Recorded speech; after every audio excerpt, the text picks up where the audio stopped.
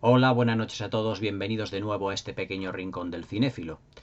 Cuando yo era pequeño iba a los videoclubs, había un cartel que siempre me llamaba muchísimo la atención, de una película de cine fantástico, de corte, de cine de terror,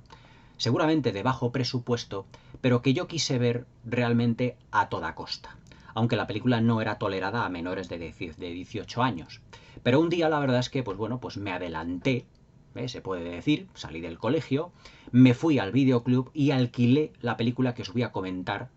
esta noche, y que además tenía una portada que es la portada que tenéis en la miniatura y que me llamaba muchísimo la atención porque era la portada no de un monstruo, no de un Freddy Krueger, no de un Drácula, no de un monstruo de Frankenstein, no de un Leatherface, no de un Jason Voorhees, no de un Michael Myers, no de la criatura de la Laguna Negra, no era ningún monstruo en realidad, como la mayoría de carteles de películas de terror al uso hay,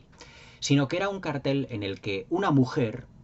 parcialmente desnuda de lo que es de lo que es de busto para arriba, se tapaba la cara con las manos, expresando un grito de terror, pero al taparse la cara con las manos, se le veía los ojos y la expresión de terror en los ojos a través de las manos, que es la miniatura que yo os he querido colocar, y espero que evidentemente no me la censure YouTube, porque es el cartel original de la película. Y además es que siempre me llamó muchísimo la atención porque expresaba ese cartel como un grito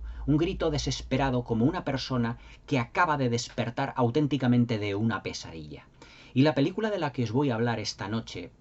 es muy difícil de discernir lo que es realidad y lo que es ficción, lo que es el mundo de los sueños a lo que es el mundo de la realidad. Es una película intencionadamente ambigua en el que el director Don Coscarelli,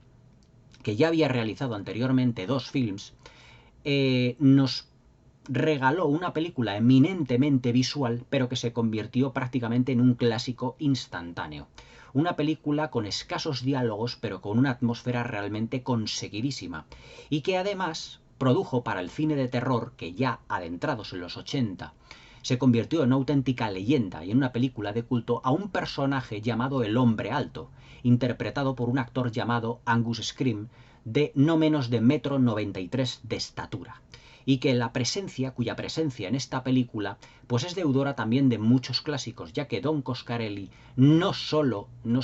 utilizó la sabiduría cinematográfica que tenía, que aquí realmente florece en todo su esplendor, sino que también tiró de mucho clasicismo cinematográfico, como ahora veremos en análisis y en la crítica de esta película. Evidentemente, la película que ya os indiqué que iba a realizar la review, la tengo aquí en Blu-ray y es la película Fantasma. La verdad es que lo que es la portada de aquí, de lo que es el Blu-ray, es un dibujo muy conseguido, además que la portada es doble, tú abres el Blu-ray, lo puedes dar la vuelta a la carátula y aparece otro cartel, pero ninguno de ellos es el cartel original. Ese cartel original que llamaba tanto la atención porque realmente expresaba como un grito de terror. Y estábamos precisamente todos locos por ver, los de los chicos de mi generación, esa película, porque realmente sería una película de miedo. Y a ver hasta qué punto podríamos llegar a conseguirla, porque ya os digo que no era tolerada. Pero yo pude verla y la verdad es que desde la primera vez que la vi me dejó en un principio un poco frío, porque claro, para un chaval aproximadamente de unos 9 o 10 años de edad, pues es distinto, es, mejor dicho, es difícil averiguar lo que es el mundo de realidad, el mundo de los sueños, sobre todo cuando el director Don Coscarelli lo que ha hecho ha sido separar el mundo de lo que es la realidad del mundo de los sueños, pero a la vez juntarlos dentro de una película de una muy calculada atmósfera. Don Coscarelli es un director que antes de realizar Fantasma tuvo dos películas que creo recordar que alguna de ellas las he visto aquí en televisión, que fue Kenny y compañía, y también una que se llamaba Johnny el más grande del mundo o algo así parecido,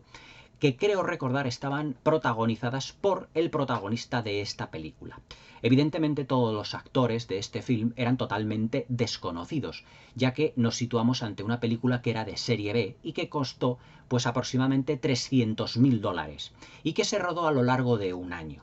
porque solo los actores, al ser también desconocidos y además no ser profesionales, evidentemente pues rodaron la película única y exclusivamente los fines de semana. Entonces, evidentemente, el rodaje se prolongó durante un año porque solo rodaban los sábados y los domingos. El presupuesto Don Coscarelli para esta película lo tuvo que sacar de sus familiares, de su padre, de su madre, de sus hermanos. Su hermana era una reputada escritora y que prácticamente fue poco a poco ir yendo prestando el dinero para realizar esta película, que fue luego además muy rentable.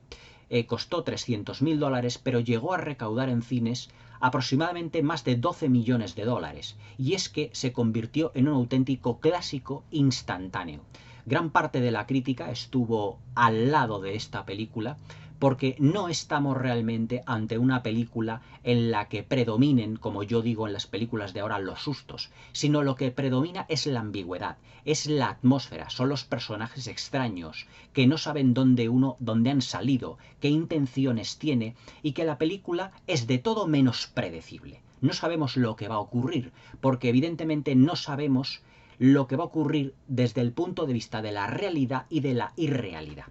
Según el director Don Coscarelli, la palabra phantasm, que es en inglés el título original, aquí traducida como fantasma, es, según Don Coscarelli, según el guión de la película, una realidad vivida por una persona, mejor dicho, una irrealidad o un sueño vivido por una persona, pero de tal manera que sea tan sumamente real que esté ocurriendo a la vez en el mundo real. Es decir, es una pesadilla llevada al mundo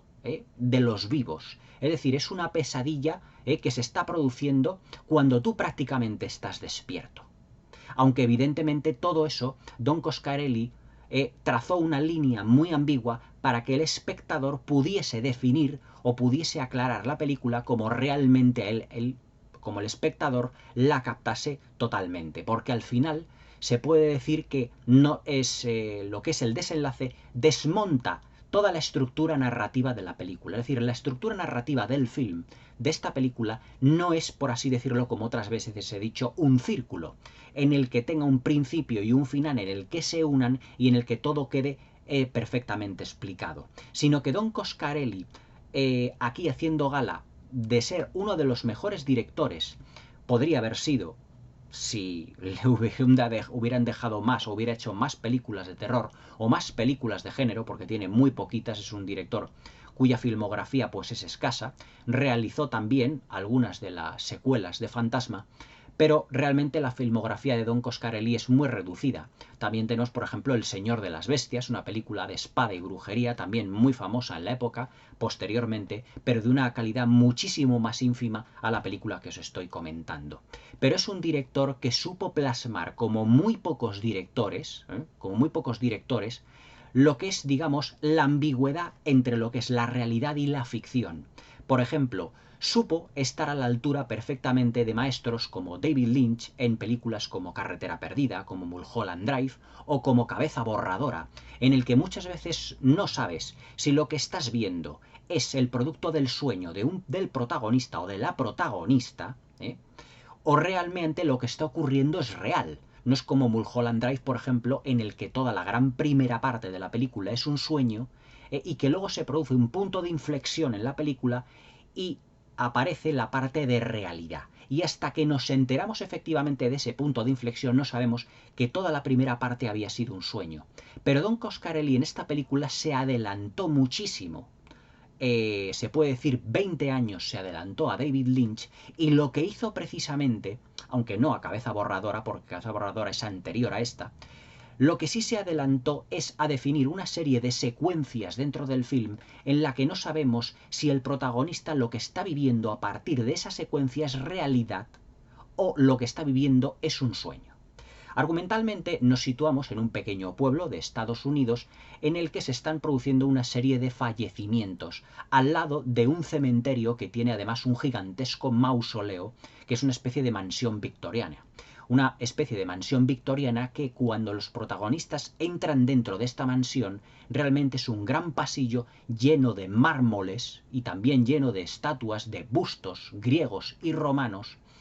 además filmados todos con un gusto exquisito por el Technicolor, por la luz y por los claroscuros,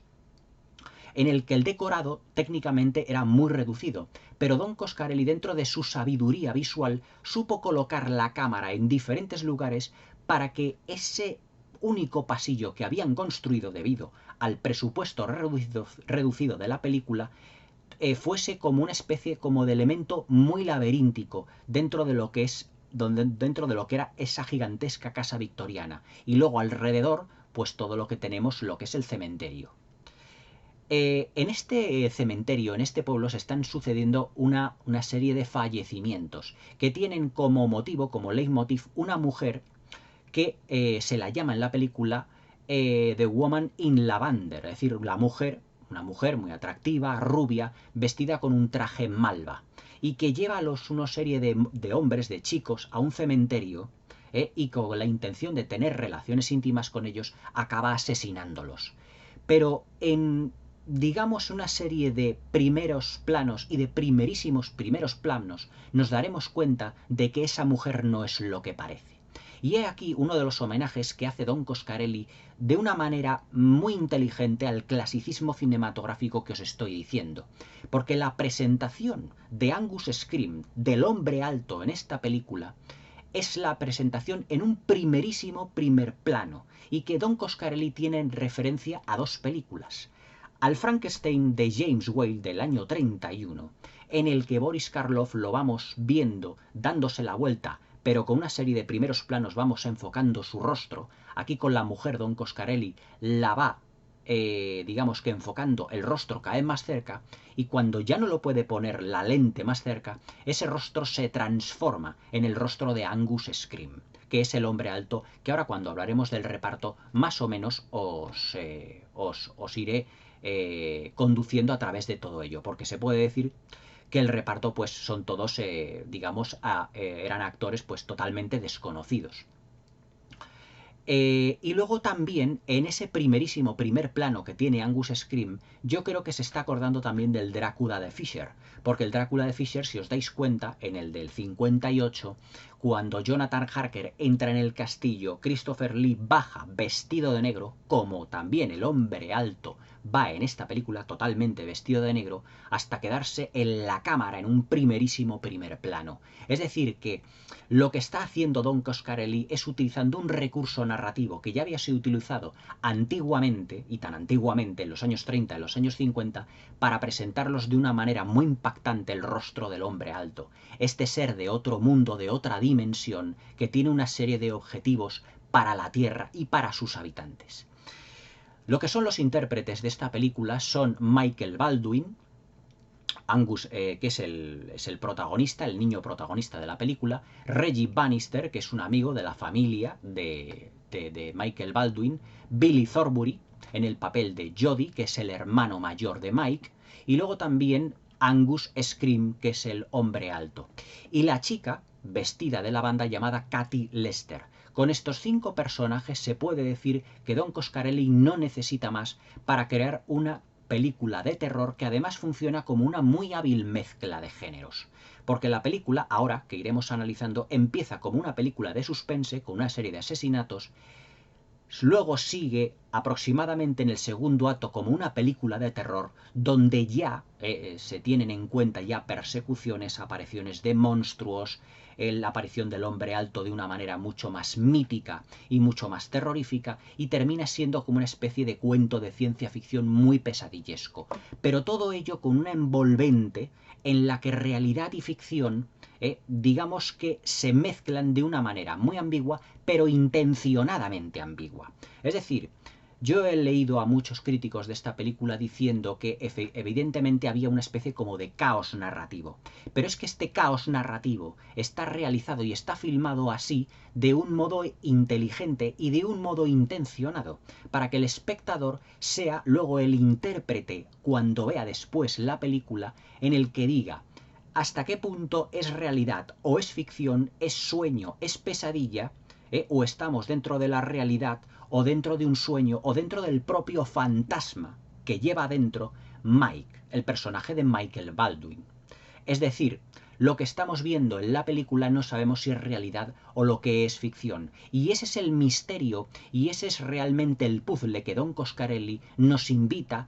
a intentar manejar y descifrar en esta película. Pero ya os digo, la película es lo suficientemente rica argumentalmente hablando para que cada persona interprete de una manera diferente qué es lo que está ocurriendo.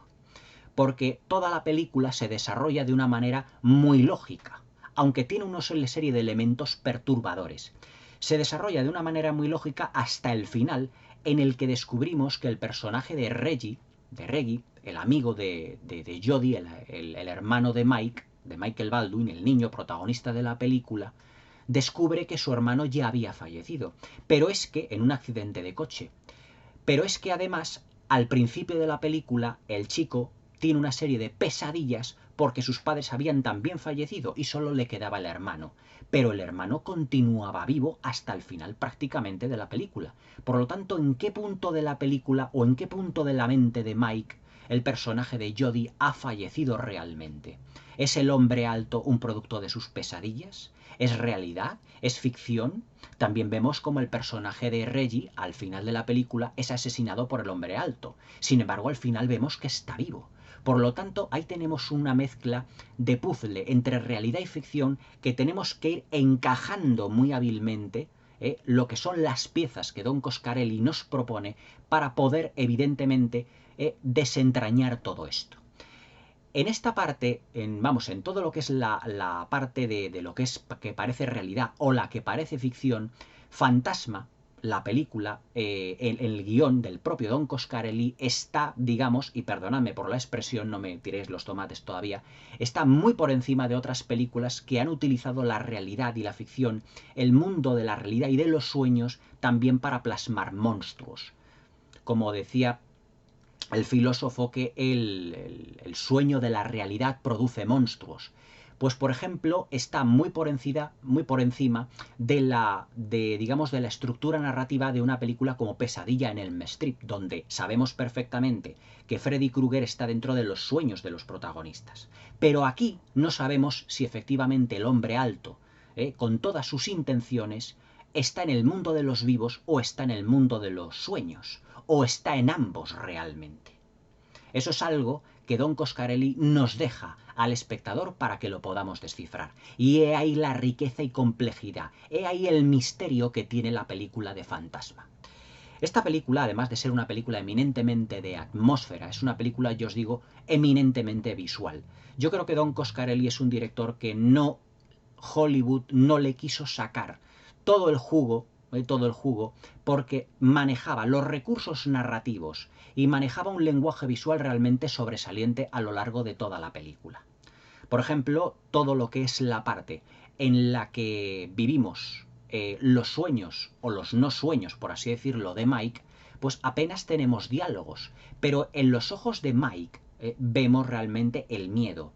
El miedo en las secuencias donde va corriendo por el cementerio. El miedo, por ejemplo, en el que el hombre alto le va persiguiendo. Es decir, sin que prácticamente el hombre alto, como ocurrió en la película Drácula, la de Terence Fisher, apenas pronuncia palabras, es decir, tiene pocos diálogos, pero que realmente su presencia es una presencia muy de fondo. Es decir, no le vemos en pantalla, pero sabemos que está ahí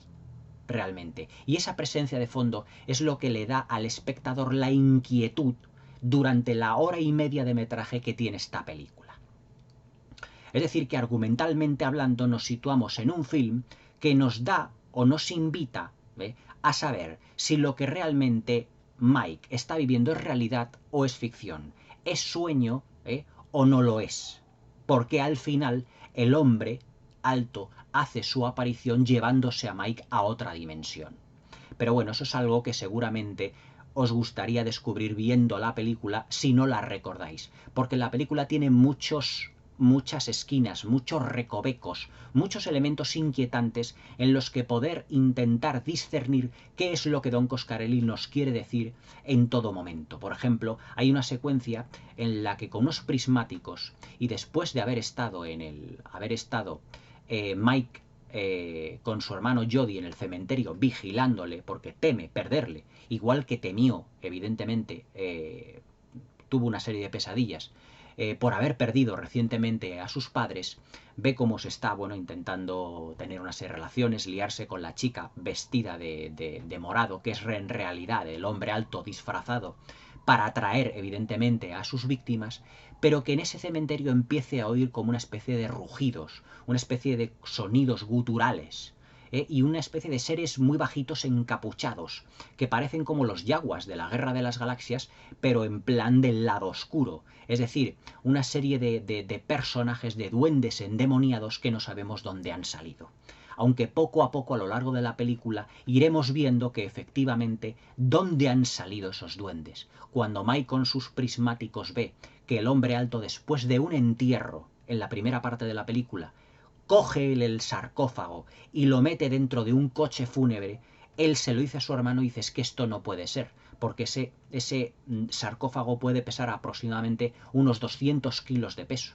Por lo tanto, el hombre alto no puede ser una persona normal y corriente, pero es que el hombre alto no pertenece a esta dimensión. Y aquí es cuando empezamos el espectador a hacerse realmente las preguntas que nos hicimos todos la primera vez que la vimos. ¿De dónde ha salido este señor? ¿De dónde ha salido? ¿Es un producto de las pesadillas realmente de Mike? De Mike, del personaje de Michael Baldwin, porque Don Coscarelli también nos va dando, como en una película de Agatha Christie, una serie de pistas. Al principio nos dice, por ejemplo, que Michael, su hermano pequeño, Jody dice que Michael, su hermano pequeño, no deja de tener pesadillas por la muerte de sus padres.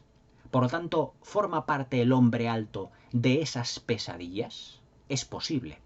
Y que esas pesadillas no terminan de estar ahí, no terminan de estar presentes, y que constantemente Mike está siguiendo a Jody, a su hermano, porque no quiere perderle, porque es la única persona que ya queda realmente en su vida. Pero claro, cuando evidentemente él entra dentro, una de las secuencias dentro de esa casa victoriana, que es ese gigantesco mausoleo, que ya os digo era solo un escenario, pero muy hábilmente retratado y filmado para que parezca un sitio muy laberíntico, se da cuenta al abrir la tumba de su padre que su padre realmente, el cadáver de su padre, no está. Entonces se pregunta qué es lo que ha ocurrido realmente. Y es que el hombre alto deduciremos que lo que hace es secuestrar cadáveres para reducirlos en tamaño y utilizarlos como esclavos en otras dimensiones. Hay un plano que es excepcional, lleno de efectos visuales, pero claro, evidentemente estamos hablando de una película de bajo presupuesto, en el que Mike, Reggie y Jody, los tres héroes de esta película, entran en una estancia dentro del mausoleo completamente como si estuviéramos dentro de una nave espacial, como si fuera la parte ya de ciencia ficción, en el que vemos una serie de contenedores, como si fueran cubiles grandes, con una serie de rendijas donde tiene a los muertos encogidos. Pero ese proceso de encoger a los personajes realmente no sabemos cómo es. Seguramente será un procedimiento muy macabro que este ser de otra dimensión o de otro planeta, que es el hombre alto, ha realizado. Y vemos dos cilindros cromados que son realmente una puerta dimensional entre lo que es la Tierra y lo que es la dimensión del hombre alto, o lo que es lo mismo y un interesante paralelismo entre lo que es el mundo de la realidad y el mundo de los sueños. ¿O acaso la realidad es el mundo del hombre alto y el mundo de los sueños es la realidad en la que está viviendo Michael, Reggie y Jody, porque todo es un sueño de Michael? He ahí realmente las preguntas y todas las cuestiones que nos hacemos después de ver por una película como Fantasma. Es decir, películas, por ejemplo, como 2001 Odisea del Espacio, como Eyes Wide Shut, que tienen muchos elementos que al parecer desde un primer momento no tienen explicación, pero que seguramente con varios visionados nosotros podremos realmente discernirlos. Hay muchas secuencias en las que vemos a Michael Baldwin, a Mike, que está tumbado sobre su cama y que está durmiendo o que se queda dormido. Y que en esos momentos podemos decir, a partir de aquí, ¿es un sueño? ¿Está soñando o realmente ha despertado? Porque Michael se tumba en su cama, pero luego se levanta. Es decir, Don Coscarelli muy inteligentemente nos da una serie de pistas en las que dice, o en las que propone al espectador un juego en el que dice, a partir de aquí es sueño o es vigilia. porque al final de la película el giro de 180 grados que da respecto de todo lo que nos ha ido contando es para volver a proponernos otra vez la película o ponernosla otra vez e intentar deducir lo que es realidad y lo que es los sueños. Dentro de lo que es el reparto de esta película, pues Michael Baldwin, que tenía aquí, pues era muy jovencito, pues tendría unos 13 o 14 años la edad de su personaje, pues protagonizó también, no la segunda, porque rehusó en 1988, tardaron mucho en hacer la secuela de esta película, pero protagonizó la tercera, la cuarta y la quinta, ya que aquí, por ejemplo, tengo lo que es el pack original de Fantasma con todas las otras partes, Fantasma 2, 3, 4 y 5, que, bueno, si queréis y si me lo proponéis ya las iré comentando, pero evidentemente no tienen absolutamente nada que ver en calidad con la primera, porque ya ese mundo onírico ya no está plasmado de una manera tan palpable como en la primera película. El personaje, por ejemplo, de Reggie Bannister, pues era completamente desconocido, pero era conocido por el personaje de Jodie, el actor llamado Billy Thornbury, que además era cantante. Es más, hay una secuencia en la película en donde aparece cantando a dúo, un pequeño dúo con Reggie Bannister, con el personaje de Reggie, y es que Billy Thornbury pues era más cantante que actor realmente. Y además que como en la película solo estaban filmando los fines de semana, durante el resto de la semana él se encargaba de componer canciones. Y quiso Don Coscarelli, así como elemento de relleno, aunque tampoco excesivamente gratuito, incorporar pues una secuencia donde cantasen una canción, pues lo típico, para liberar tensión dentro de una película de terror. Pero dentro de lo que es la película de terror, o en esta hábil mezcla de géneros, lo que tenemos son secuencias de suspense, de terror y de ciencia ficción, como os he dicho. De suspense al principio porque funciona como una película en la que se produce una serie de asesinatos y que parece que vamos a tener que descifrar quiénes son los que están detrás de esos asesinatos. Pero en el segundo acto se nos propone una película de terror, en el que el hombre alto, por ejemplo, hay una secuencia que está persiguiendo a Reggie, a Jodie y a Michael dentro de su coche deportivo, con el coche fúnebre que le esquivan, pero el coche fúnebre termina por destruirse, por chocar contra un poste de la luz y queda pues destruido y envuelto en llamas. Pero el personaje realmente del hombre alto continúa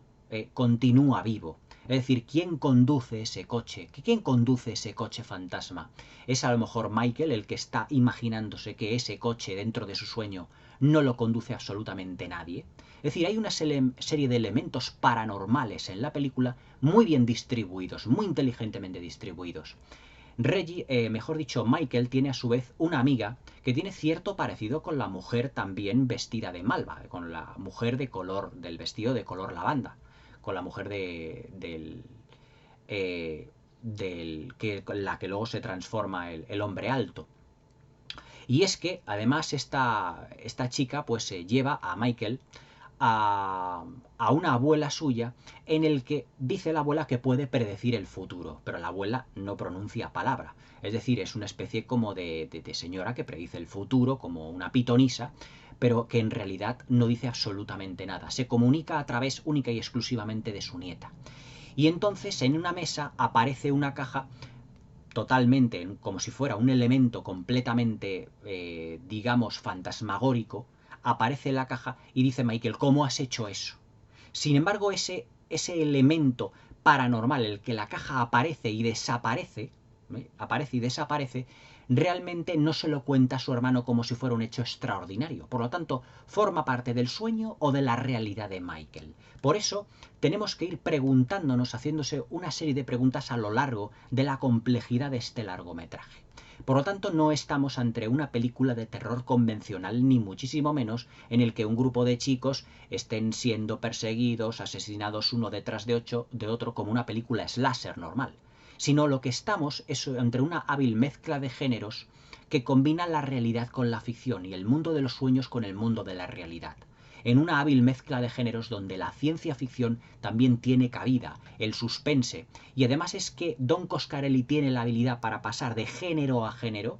de una manera en el que las puertas también simbolizan un elemento narrativo muy importante. Por ejemplo, es una puerta, el elemento narrativo que separa lo que es el mausoleo de esa estancia donde el hombre alto tiene a los enanos, a los cadáveres reducidos en esa especie como de tubos, y donde están los tubos estos cromados donde pasa la otra dimensión del hombre alto. Es decir, es esa puerta que simboliza, digamos, el traspaso del mundo de ciencia ficción del mundo, mejor dicho, de la parte de ciencia ficción de la película, de la parte de cine de terror. O mejor dicho, de lo que es la parte de los sueños a la parte de los no sueños. O viceversa, según lo enfoquemos. De ahí la riqueza de la película.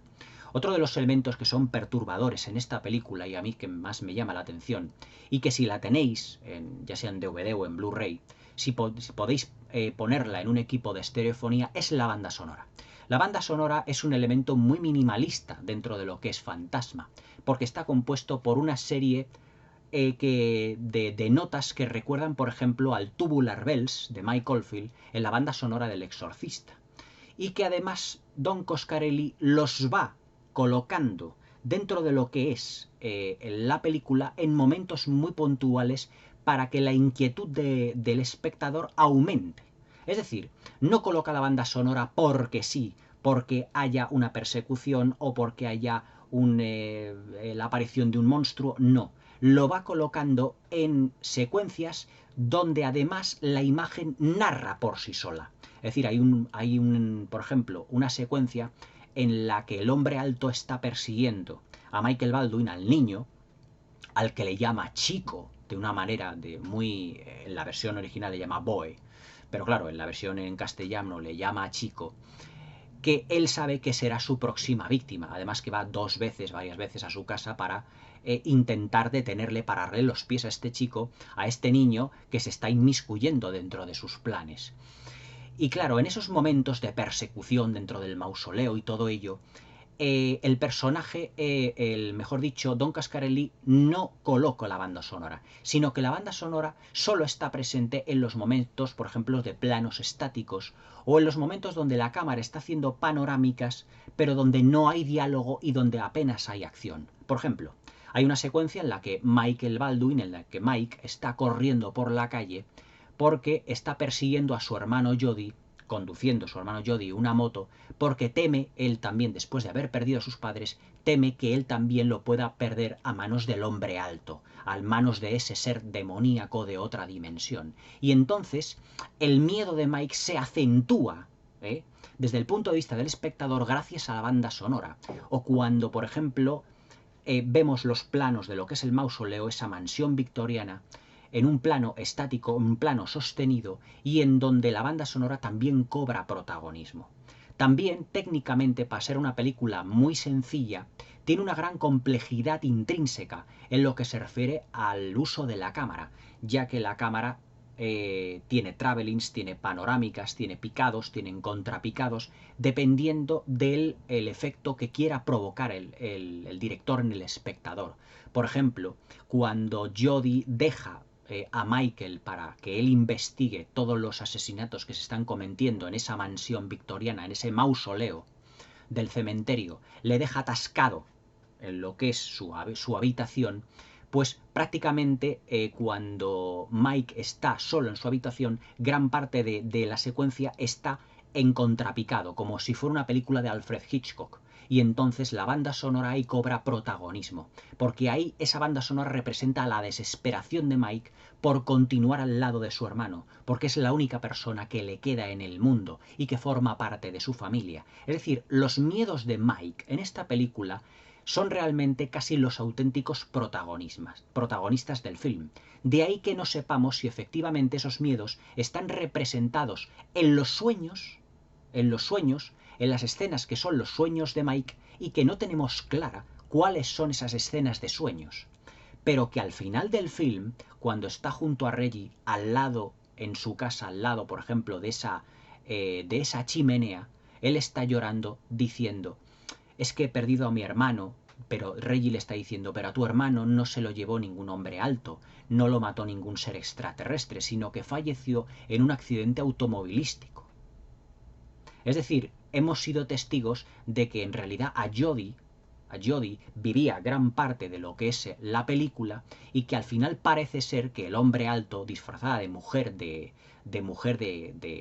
la banda, del traje de la banda, parece que lo ha matado, pero que realmente el personaje de Jodie, al final de la película, en ese giro de 180 grados argumental, nos damos cuenta de que no falleció por culpa del hombre alto, sino que falleció en un accidente automovilístico. ¿Cómo podemos explicarnos todo eso? Evidentemente, eso nos hace invitarnos a volver a ver la película desde el principio y darnos cuenta de todos esos detalles que Don Coscarelli va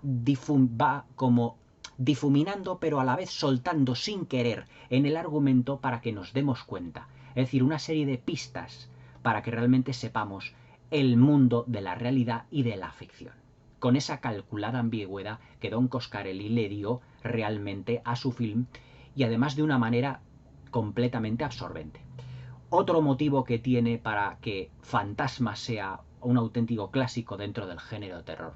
la atmósfera que tiene la película, sobre todo en lo que se refiere a las luces y al tratamiento de los blancos y de los negros, porque el color blanco y el color negro tienen una gran importancia muy simbólica en esta película.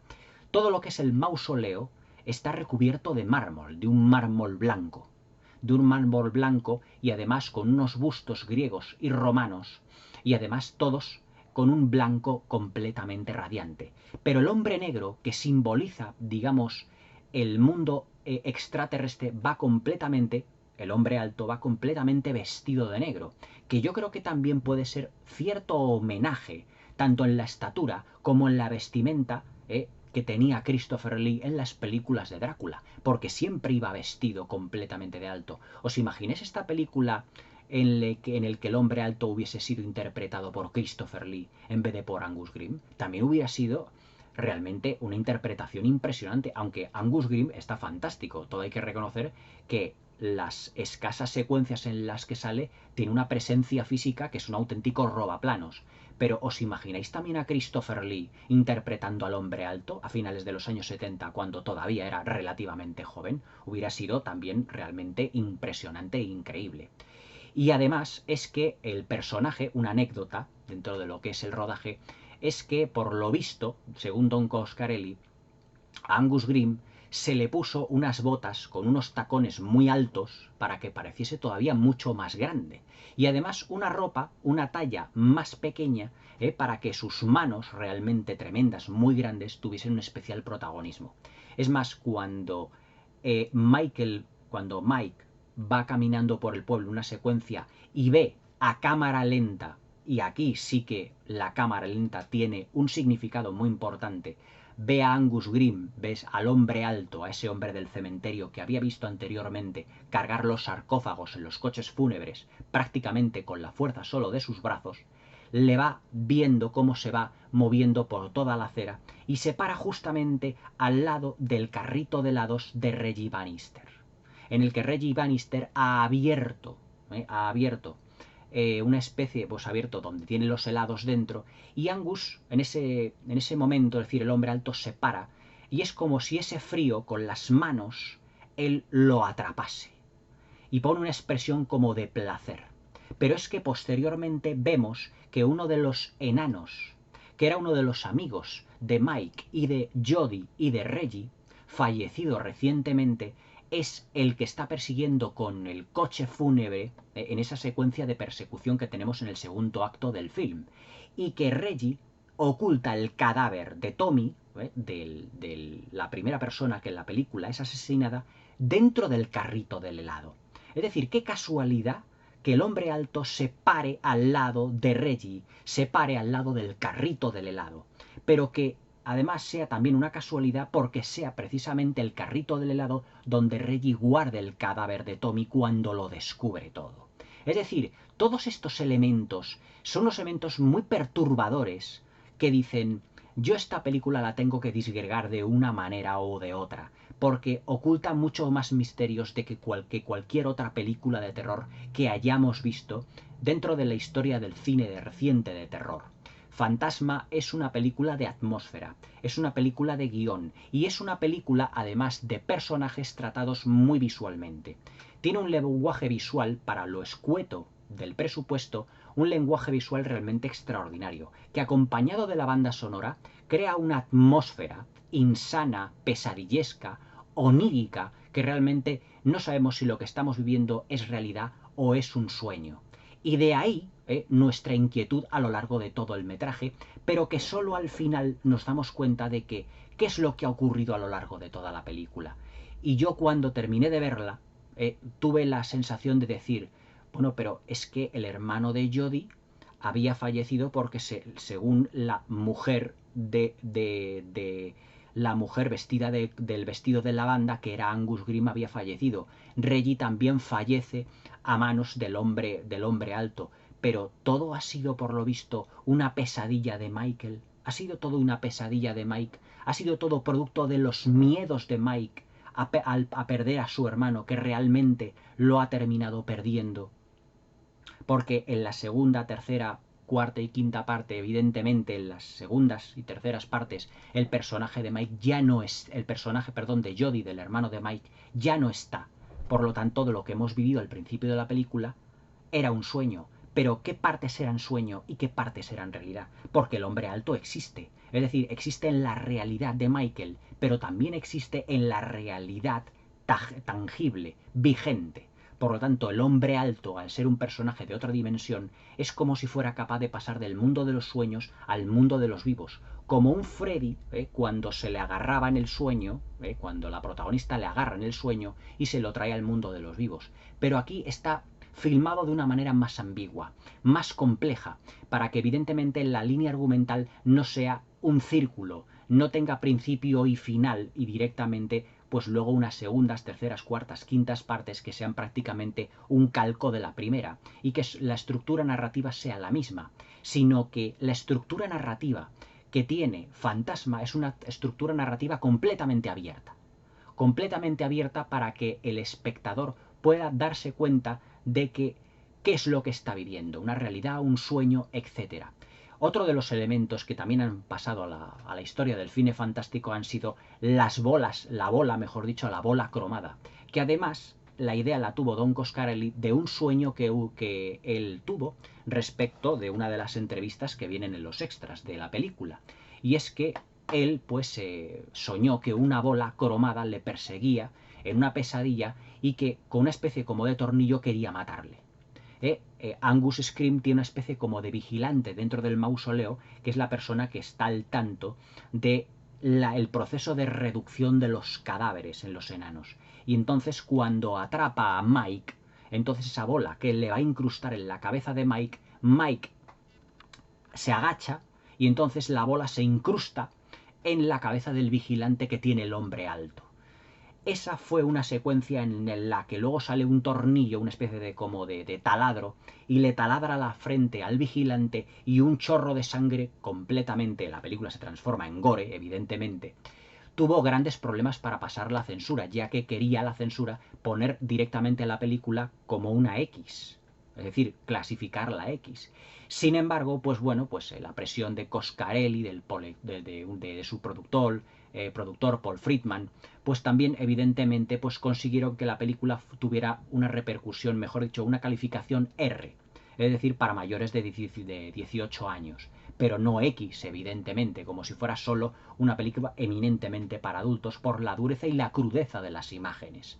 Pero que todos los elementos han pasado ya al cine fantástico como una serie de elementos muy perturbadores por la atmósfera malsana y por un personaje que ya realmente forma parte del cine fantástico y que está a la altura de Freddy Krueger, del hombre lobo, de Drácula, del monstruo de Frankenstein, de Michael Myers, de Jason Voorhees, de Leatherface, de cara de cuero, que es el hombre alto. Ese ser de otra dimensión que va recopilando cadáveres para llevarlos a otra dimensión, para llevarlos a su planeta y utilizarlos como esclavos. Realmente la idea era muy original como película de suspense, de ciencia ficción y tener un desarrollo de terror. Pero un desarrollo de terror dentro de un mundo pesadillesco y atmosférico que muy pocos directores han sabido plasmar de una manera visual, de una manera tan contundente y con un presupuesto tan sumamente bajo.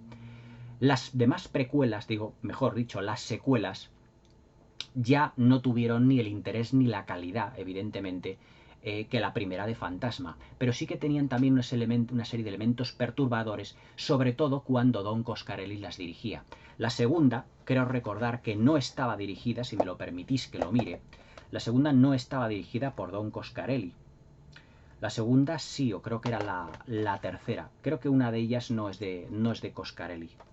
O no sé si son las 5, no me acuerdo. Ah, sí, es la número 5, que es Desolación, dirigida por David Harman. Es decir, que todas las demás estaban dirigidas por Don Coscarelli. Pero digamos que ese tono onírico, ese tono pesadillesco, se transformó ya digamos en una película de terror más el estilo de los 80. Es decir, digamos que en los 80 ya se había impuesto, digamos, las películas más tipo slasher. La serie por ejemplo, la serie de Hellraiser, la serie de Viernes 13, la serie de Pesadilla en Elm Street, la serie de La Noche de Halloween, todas ellas pues eran los slasher donde los adolescentes iban muriendo poco a poco, uno a uno. Que yo muchas veces con la primera película pues casi siempre ya tenía pues digamos las expectativas cubiertas, pero que además de este pack de todas las de toda la de Fantasma, también tengo el pack de todas las películas de Freddy, pero que claro, evidentemente la buena es la primera, la de Pesadilla en Elm Street. Las otras, pues bueno, pues digamos que eran cálculos, digamos, mejor dicho, cálculos no, eran calcos, pues prácticamente de la estructura narrativa de todas las demás, igual que ocurrieron con las de Viernes 13, igual que ocurrieron con miles de slashers que se hicieron en la época de los 80. Y además, Fantasma 2, también de Coscarelli, ya os digo, que fue una película que tardó 9 años en realizarse. Es decir, es un film que ya no estaba, digamos, dentro de lo que estaba el éxito de la primera parte. Es decir, si en el 79 Fantasma recaudó 12 millones de dólares, lo lógico es que hubieran a los 2-3 años, como mucho tardar, hubieran filmado la segunda parte. Pero es que la segunda parte tardó 9 años en volver. O sea, El Hombre Alto tardó 9 años en volver. Fantasma 2, también dirigida por Coscarelli, fue del año 88. Y ahí ya entramos dentro de un tipo de cine ya más slasher, más de adolescente, en el que el tono onírico, pesadillesco y atmosférico, sobre todo el atmosférico de la primera película, ya sinceramente prácticamente ha desaparecido. Es decir, la película de misterio, que tiene todos los elementos que os he contado a lo largo de la crítica, eso está en la primera parte, en la buena. Es decir, en la que es hoy en día un clásico del cine de terror, no en las demás. En las demás se perfilan, digamos, una serie de hallazgos visuales debido a que el presupuesto pasó de $300.000 a ser, por ejemplo, de 2 millones, 3 millones, 4 millones, y que claro, Don Coscarelli tenía ya más mano abierta por parte de los productores para poder realizar mejor técnicamente, con un acabado mejor técnico, todo lo que era la saga de Fantasma que él tenía en mente realizar. Pero digamos que la falta de presupuesto agudizó el intelecto de Don Coscarelli y nos regaló este clásico que realmente es la película buena de toda la saga. Fantasma 5, Desolación, Fantasma 4, Apocalipsis, El Pasaje del Terror también, que me acuerdo que también tenía uno de los elementos más inquietantes de la película, que es ver al hombre alto pasar por ese portal dimensional. Y era Fantasma 3, El pasaje del terror, y Fantasma 2, El regreso, donde Michael Baldwin, donde Mike, el protagonista de la primera, rehusó a volver a hacer el personaje de Mike, pero que Don Coscarelli en la tercera le volvió a convencer para ello, porque él es el auténtico eje central de la película, porque él es el que tiene sueños, él es el que vive la realidad o vive su irrealidad dentro de su sueño, vive su fantasma, su fantasma particular, como dirían los ingleses. Es que he visto hace poco los extras y lo llaman phantasm con el acento estadounidense. Para mí Fantasma, pues la verdad es que es uno de los clásicos del cine de terror de los años 70, muy superior a gran parte del cine que se hizo en aquellos años, ya no solo por la complejidad, ya no solo por el tono onírico, sino también por un director que realmente lo arriesgó todo con una propuesta valiente, pero también con un guión inteligente y con unos actores que no eran profesionales, pero que debido a un acabado técnico realmente notable, a un uso de los decorados cuyos colores tienen además un significado, el contraste que hay entre los mármoles blancos del mausoleo y el traje negro del hombre alto, ese contraste que hay es realmente impactante dentro de la cámara, esos movimientos laberínticos dentro del mausoleo, la aparición muy perturbadora de esos pequeños enanos que no sabemos dónde han salido, la aparición de esa mujer vestida de lavanda que tampoco sabemos quién es, pero que es un disfraz, por así decirlo, del hombre alto para atraer a los hombres y que por lo tanto los pueda matar engañándoles con ciertas relaciones íntimas. Fantasma de Don Coscarelli es un auténtico clásico del cine de terror de los años finales de los años 70, pero que en los años 80 luego cobró un protagonismo de culto. Hoy en día Fantasma es una película de culto y prácticamente por ende pues toda la saga. Una saga que está muy por encima de otras, incluso más valoradas, digamos, por la crítica, pero que no tiene absolutamente nada que ver, como la saga de Hellraiser o la saga de Pesadilla en Elm Street, que realmente para mí la mejor sigue siendo la primera. Pero Don Coscarelli yo creo que visualmente creó una película mucho más valiente que el resto de películas de terror que en los 80 se expusieron, porque el elemento onírico, el elemento pesadillesco y atmosférico no es fácil de plasmar dentro de una película, y además con un lenguaje visual totalmente complejo, totalmente innovador, y que además era algo que con una película de bajo presupuesto pues prácticamente no se había conseguido hasta entonces. Por eso Fantasma prácticamente se convirtió en un clásico de culto instantáneo. La crítica, muchos de los halagos de la crítica la pusieron como inolvidable. Y muchos críticos en su día, yo me acuerdo, hombre, en el 79 tenía yo un año, pero yo me acuerdo que en los años 80 pues toda referencia a la película de Fantasma, ya no a sus secuelas, sino a la referencia a la película Fantasma, la primera, la señalaban como una obra ejemplar dentro de su género, por su mezcla de géneros y sobre todo por la atmósfera malsana y sobre todo pesadillesca y onírica que realmente se respira en todo el metraje del film. Espero que os haya gustado la crítica de una película que yo estaba ya con ganas de poder comentar, porque es una película muy compleja que merece no solo uno, sino varios revisionados, para que le podamos sacar varias interpretaciones a su vez. Fantasma de Don Coscarelli ya es un clásico, ya es una película de terror realmente impresionante. Es una película sencilla dentro de lo que es su plasmación visual, pero solo aparentemente, porque encierra un lenguaje visual muy complejo y sobre todo un argumento donde la línea, una delgada línea roja, separa la realidad de la vigilia de una manera ambigua, pero intencionadamente ambigua. Angus Scrimm, el hombre alto, un personaje ya para el cine de terror de todos los tiempos. Espero que os haya gustado la crítica, porque esta película es una pequeña joya, una pequeña obra maestra del cine de terror de los años 70 y del cine de terror con mayúsculas, digamos, de la historia del cine. Espero que os haya gustado la review, que le deis los pulgares hacia arriba, que os suscribáis al canal y que comentéis aquí abajo todo lo que queréis, lo que os quiera exponer, solucionar, todo lo que realmente querráis saber sobre el film, porque la verdad es que la película es compleja como ella sola. Espero que tengáis una feliz velada, no soñéis mucho con el hombre alto y tened mucho cuidado con esas pesadillas. Hasta mañana.